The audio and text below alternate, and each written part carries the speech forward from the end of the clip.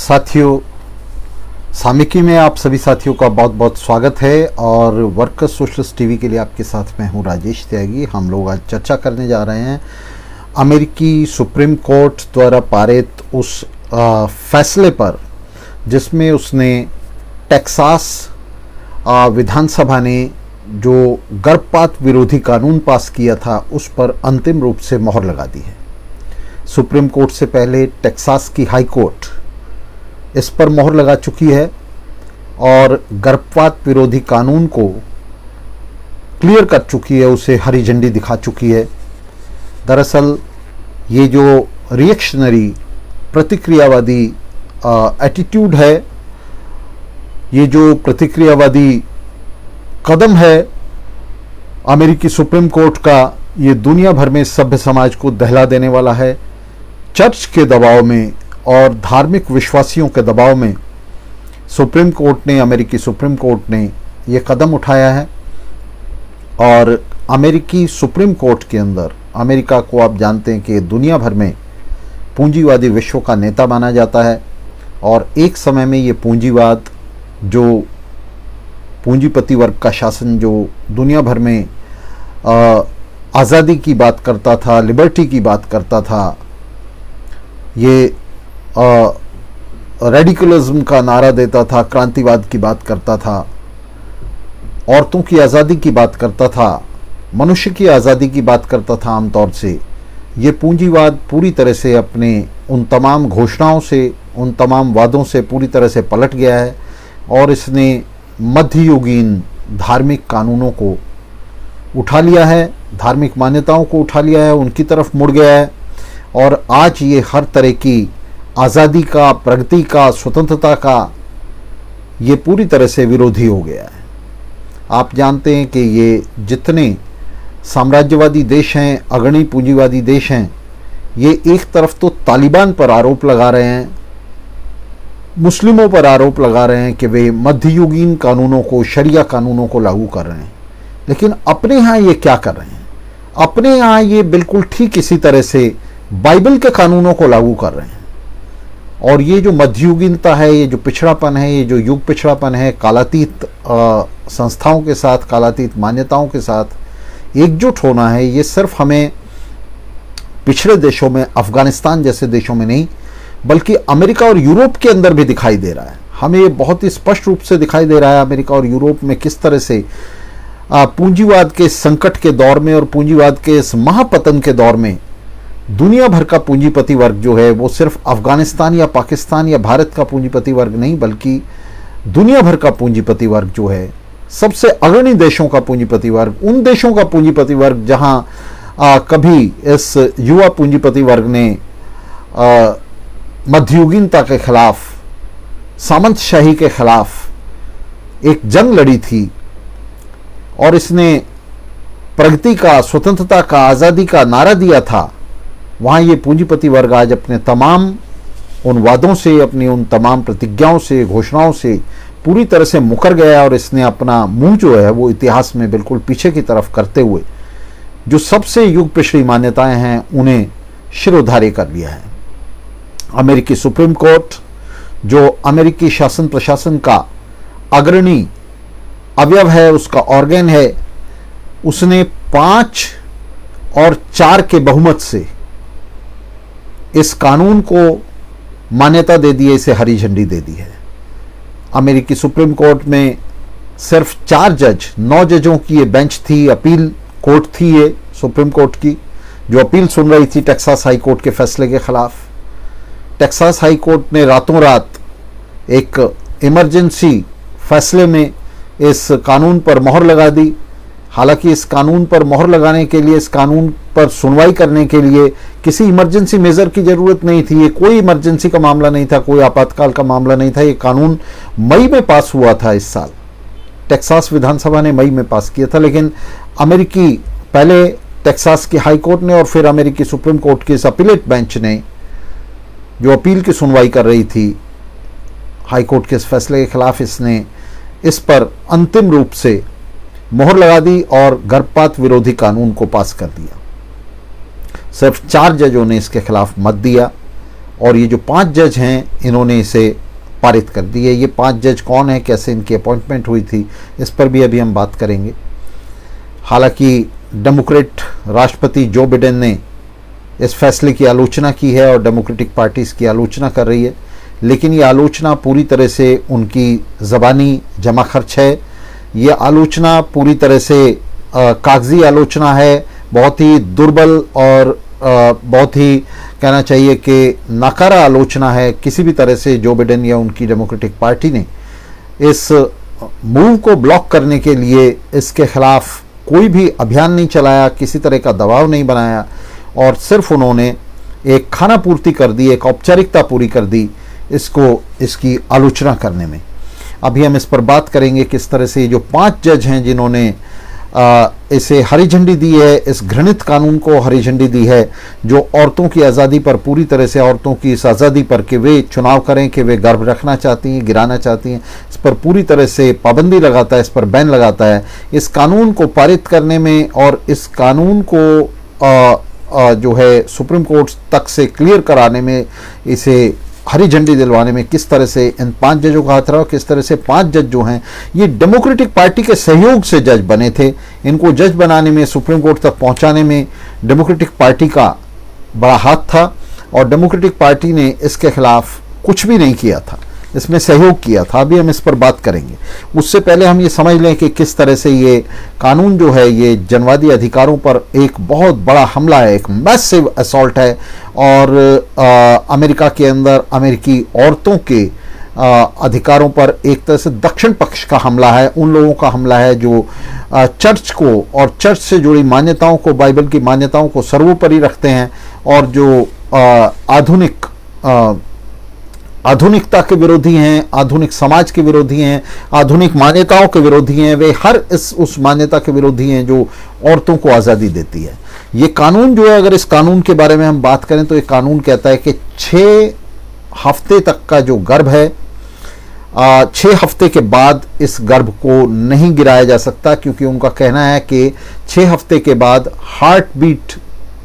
शुरू हो जाती है। ये हार्ट बीट लॉ है, इसको हार्ट बीट लॉ भी कहा जाता है अमेरिका में, जो कहता है कि 6 हफ्ते के बाद जो शिशु है उसकी हार्ट बीट शुरू हो जाती है, इसलिए उसे नहीं गिराया जा सकता। ये पहली बात तो ये है कि पूरी तरह से झूठ है, पूरी तरह से गलत है। कोई हार्ट बीट 6 हफ्ते के अंदर शुरू नहीं होती। 6 हफ्ते के अंदर बड़ी मुश्किल से जो सेल्स हैं वो इकट्ठा होते हैं, और उसमें पहली सिर्फ मामूली इलेक्ट्रिसिटी जनरेट होती है, जिसको सिर्फ कुछ अल्ट्रासाउंड मशीनों से जो है पकड़ा जा सकता है। ये पूरी तरह से मान्यता जो है, ये जो चर्च की मान्यता है, जो बाइबल की मान्यता है, पूरी तरह से गलत है कि 6 हफ्ते में किसी तरह का जो है उसके अंदर हार्ट बीट शुरू हो जाती है शिशु की। दूसरा, ये लॉ जो है, ये कानून एक तरह का विजिलेंटिज्म है। जिस तरह का विजिलेंटिज्म हमने यहाँ देखा, भारत के अंदर देखा, अभी आपने देखा कि इलाहाबाद हाई कोर्ट के जज शेखर यादव, उन्होंने इसी तरह के विजिलेंटिज्म को शुरू करने की बात की। उन्होंने कहा कि इसके लिए जो गो हत्या है उसके लिए उसको फंडामेंटल राइट डिक्लेयर करना चाहिए हर हिंदू का, जिसका मतलब है कि कहीं भी हिंदू अपने दस्ते बना करके, और आपने देखा जिस तरह के दस्ते बजरंग दल और हिंदू रक्षा समिति ने बनाए, और उन्होंने मारकाट शुरू कर दी। उन दस्तों ने गोरक्षा के नाम पर मुस्लिमों का कत्लेआम शुरू कर दिया। तो उसी तरह का विजिलेंटिज्म जो है ये कानून वहाँ देता है, और ये विजिलेंटिज्म जो है इसके माध्यम से ये कानून कहता है कि कोई भी, अगर कोई गर्भपात करती है कोई महिला, तो कोई भी उसके खिलाफ जो है दावा डाल सकता है, कोई भी नागरिक, और उससे $10,000 तक का जुर्माना और अपना जो कानूनी खर्च है, उस दावे को बरकरार रखने जो कानूनी खर्च है वो वसूल सकता है। तो आप देखिए किस तरह से कोई भी नागरिक जिसका कोई लेना देना इस बात से नहीं है कि कोई औरत अपना गर्भ रखना चाहती है, गिराना चाहती है, तो उसको ब्लैकमेल करने के लिए, उससे पैसा हड़पने के लिए, उसके खिलाफ दावा डालने के लिए ये हर नागरिक को जो है ये आर्म करता है कानून। बहुत ही काला कानून है, बहुत ही एक तरह से पिछड़ा हुआ कानून है, जो औरतों पर एक तरह से पुरुषों की सत्ता जो है, जो पितृसत्ता है, उसको भयंकर रूप से मजबूत करता है। और इसके लिए अदालतों और राज्य को हथियार बनाता है, अदालतों को इसका हथियार बनाता है कि अदालतें उसके ऊपर जो है फैसले देंगी, उसके ऊपर डिक्री पास करेंगी और उसको जो है, जो भी कोई इस गर्भपात के बारे में बात करेगा तो उसको जो है $10,000 की जो है एक तरह से डिक्री मिलेगी। इसको लेकर के जो वहाँ दक्षिणपंथी गुट हैं उन्होंने अभी से अपने संगठन बना लिए हैं इस वसूली के लिए, इस असंवैधानिक वसूली के लिए, और उन्होंने गूगल फॉर्म जो है वो सर्कुलेट करने शुरू कर दिए अपने मेंबर्स में कि वो गूगल फॉर्म भर के दें कि उनके आस पड़ोस में, गली मोहल्ले में, कॉलोनी में कौन औरत जो है वो गर्भपात करा रही है। तो ये कानून जो है एक तरह से गर्भपात के ऊपर पूरी तरह से बैन लगा देने वाला है, पूरी तरह से उसका जो है ये खात्मा कर देने वाला है कानूनी गर्भपात का, जिसका मतलब होगा कि उन तमाम महिलाओं को जो गर्भपात कराना चाहती हैं, जो गर्भ नहीं रखना चाहती, उन्हें गैर कानूनी तरीके से ये करना होगा, जो बहुत ही असुरक्षित भी होगा महिलाओं के लिए। तो ये एक बहुत बड़ा और ख़तरनाक हमला जो है अमेरिका के अंदर औरतों के अधिकार पर हुआ है। इसके खिलाफ निश्चित रूप से औरतें जो हैं वो सामने आएंगी, महिलाएं सामने आएंगी और निश्चित रूप से इस कानून का विरोध होगा, इसे एक तरफ किया जाएगा। आपको बता दें कि वहाँ अमेरिका के अंदर जो है एक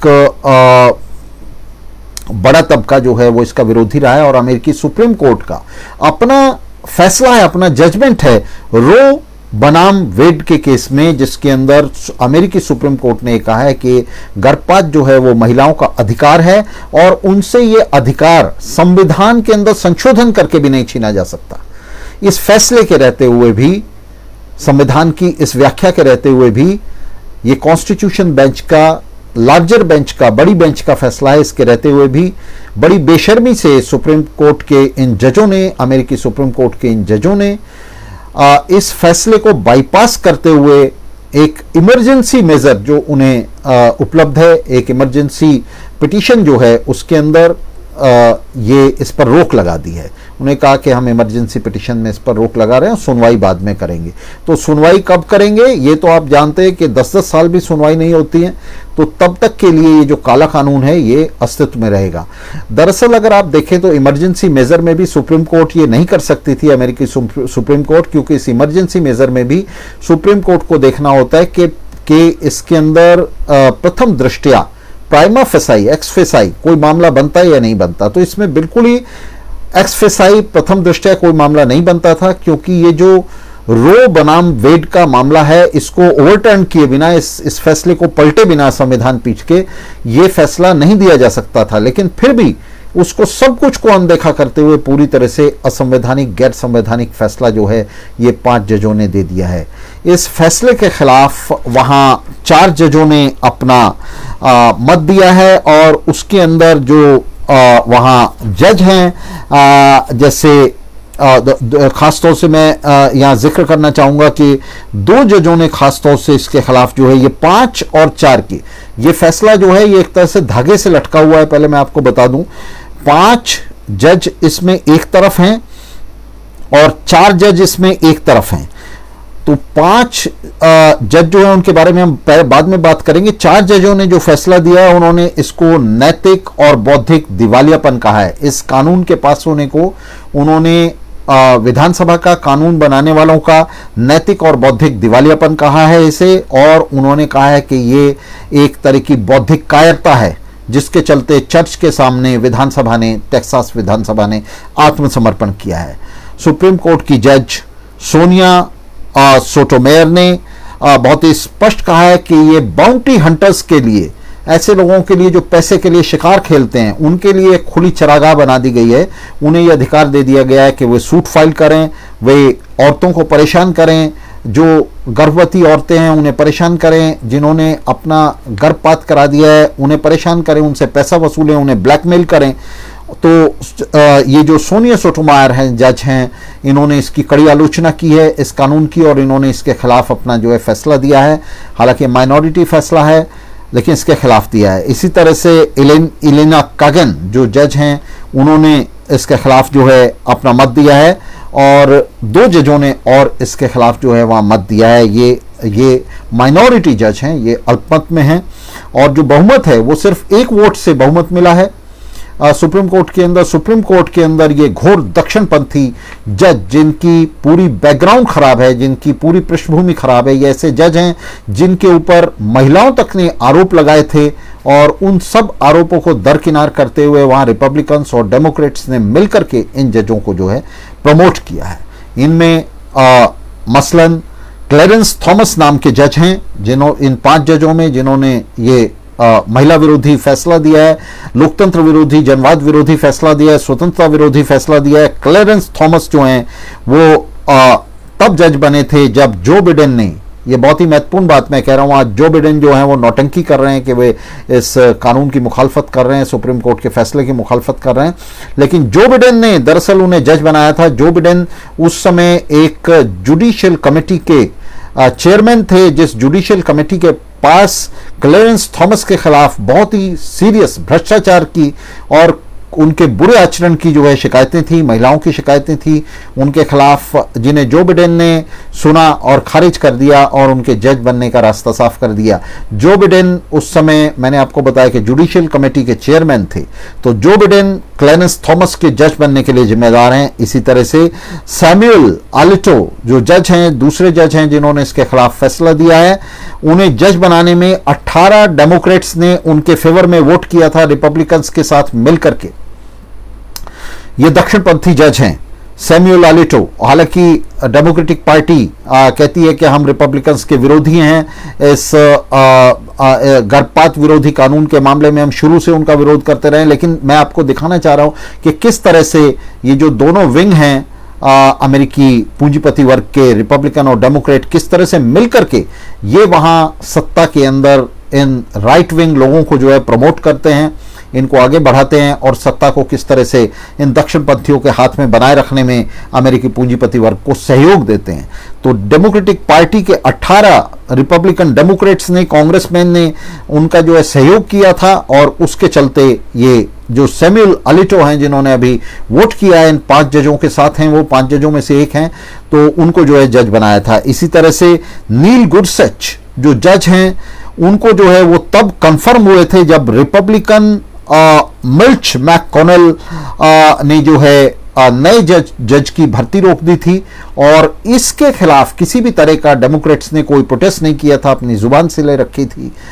और उसके चलते ये जो हैं, जो नील गुरसच हैं, ये वहां सुप्रीम कोर्ट में जज बने थे। इसी तरह से ब्रेट कावेनेग, आप सब लोग जो हैं इससे परिचित हैं कि ब्रेट कावेनेग किस तरह से जो है वहां 2018 में जज बने थे।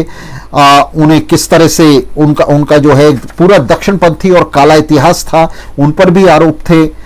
महिलाओं की तरफ से आरोप थे और इस सब के चलते उन्हें जो है, इस सब के चलते भी उन सब पर पर्दा डालकर उन्हें जज बनाया था और ये तमाम जो डेमोक्रेट कांग्रेसमैन हैं, सीनेटर्स हैं, ये सब लोग जो हैं चुप बैठे रहे थे। इसी तरह से वहाँ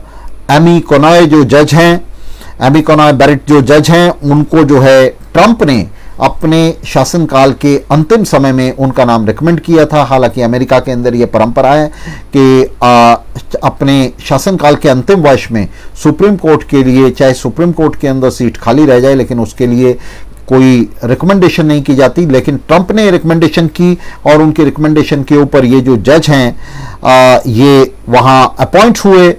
बैरेट जो हैं, कोनॉय बैरेट जो जज हैं, एमी कोनॉय बैरेट, ये वहाँ अपॉइंट हुई, इनकी अपॉइंटमेंट हुई और ये पूरी तरह से दक्षिणपंथी जज हैं जिसका डेमोक्रेट्स ने उस समय कोई विरोध नहीं किया। हालांकि ये पूरी परंपरा तोड़ी जा रही थी, परंपरा के खिलाफ था और उसके बावजूद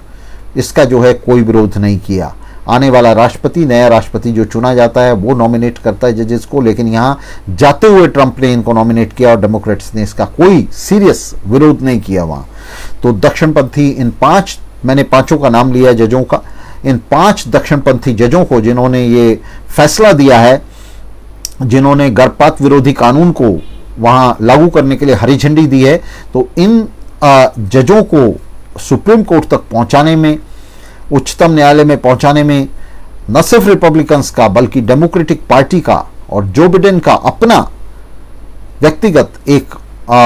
निश्चित भूमिका रही है, एक बड़ा हाथ रहा है। आज वे वहां जो वामपंथी मतदाता हैं, मजदूरों को, मेहनतकशों को, अमेरिकी मेहनतकश जनता को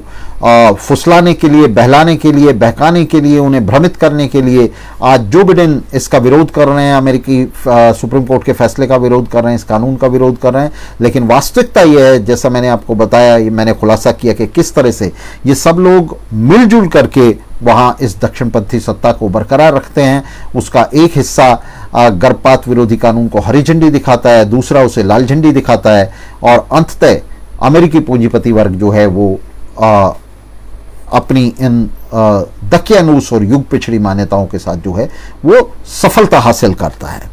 तो ये आप देख सकते हैं कि किस तरह से विधायिका के इस कानून को, जो पूरी तरह से प्रतिक्रियावादी कानून है, इसे किस तरह से अमेरिकी पूंजीपति वर्ग ने बहुमत से, आप देख सके किस तरह से अमेरिकी पूंजीपति वर्ग का बहुमत जो है वो दक्षिण पथ के पक्ष में झुकता जा रहा है। वो पूरी तरह से जो युग पिछड़ी मान्यताएं हैं, पूरी तरह से कालातीत मान्यताएं हैं, उनकी तरफ झुक रहा है, और उसने बहुमत से इस फैसले को जो है वहाँ सुप्रीम कोर्ट से पास करा दिया है, और इस कानून को पास करा दिया है। जनवादी अधिकारों पर बड़ा हमला है ये। आपको यहाँ ये भी बता दें कि ये जो फैसला था सुप्रीम कोर्ट का, रो बनाम वेड का फैसला जिसका मैंने जिक्र किया, सुप्रीम कोर्ट की बड़ी संविधान पीठ ने, लार्जर बेंच ने ये फैसला दिया था। अगर जो बिडेन चाहते तो इस बेंच के इस फैसले को, रो बनाम वेड के फैसले को, अमेरिकी कांग्रेस के अंदर वे एक कानून की शक्ल दे सकते थे, कानून बना सकते थे। अमेरिकी कांग्रेस के अंदर उनका बहुमत है, और वे ये बहाना नहीं बना सकते कि सीनेट के अंदर क्योंकि और सुप्रीम कोर्ट में क्योंकि बहुमत जो है वो रिपब्लिकन्स के पास है, इसलिए हम इसमें कुछ नहीं कर सकते। दरअसल अमेरिकी कांग्रेस इसको जो है एक कानून बना सकती थी, गर्भपात के अधिकार के पक्ष में, महिलाओं के पक्ष में कानून बना सकती थी, जो जानबूझकर जो बिडेन और उनकी पार्टी ने नहीं किया, ताकि रिपब्लिकन पार्टी इसके अंदर सफल हो जाए। वे धोखा भी देते रहें, वे अपने आप को गर्भपात विरोधी कानून के पक्षधर भी बताते रहें, और उस पर कानून भी ना बनाएं, ताकि रिपब्लिकन्स जो हैं इसे उलटने में, चर्च से उलटने में सफल हो जाए। तो इस तरह का जो ये जो बहुत ही चालाक ये नीति है, बहुत ही चतुर नीति है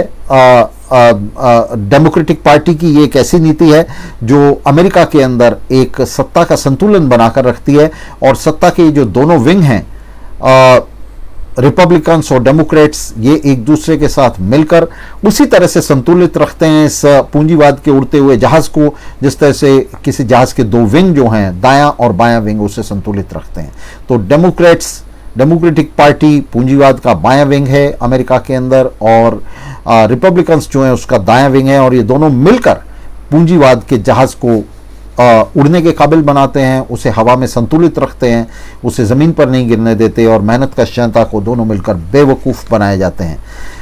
मेहनतकश जनता के बीच में ये अपने आप को जो डेमोक्रेट्स हैं, ये डेमोक्रेटिक दिखाते हैं, प्रगति का जो है पुजारी दिखाते हैं, और लोकतंत्र का पुजारी अपने आप को साबित करते हैं। और वास्तविकता ये है कि ये पूरी तरह से रिपब्लिकन्स के साथ मिले रहते हैं, रिपब्लिकन्स के सामने जो है ये समर्पण किए रहते हैं, चर्च के सामने समर्पण किए रहते हैं, और उसकी युग पिछड़ी मान्यताओं को जो है आगे बढ़ाते रहते हैं। तो अब मैंने आपको बताया कि बहुमत होने के बावजूद कांग्रेस के अंदर इन्होंने इसको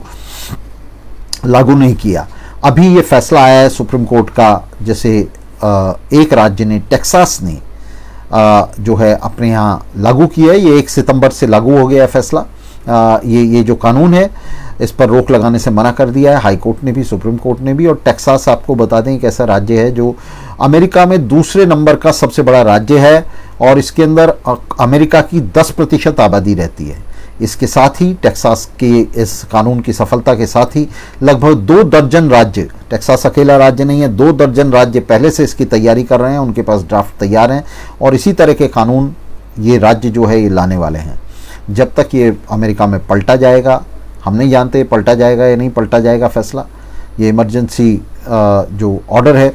जब तक ये पलटा जाएगा तब तक 2 दर्जन राज्य जो है और इस कानून को ला चुके होंगे, और ये कानून जो है वहाँ बड़ी व्यापकता के साथ लागू हो चुका होगा। और इससे हजारों की तादाद में, लाखों की तादाद में जो औरतें हैं वो इससे सफ़र करेंगी, इसका शिकार बनेंगी, उन्हें जो है अवैध रूप से गर्भपात कराने होंगे जो पूरी तरह से असुरक्षित होंगे, और इस सब के चलते